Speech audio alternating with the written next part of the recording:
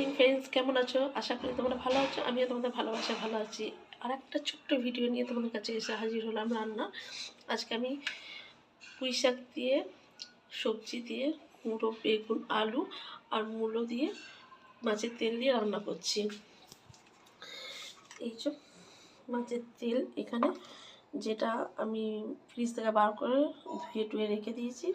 এখানে শাকটা কাটা আছে, সবজিগুলো সব দেওয়া আছে, ডাটাটা এর মধ্যে দেওয়া আছে। এখানে শাকটা আছে, এখানে মশলা পেস্ট করা আছে, আর এখানে কড়াই তেলটা দিয়েছি।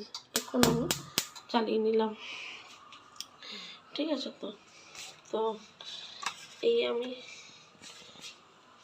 ফোড়ন দিলাম, ঠিক আছে।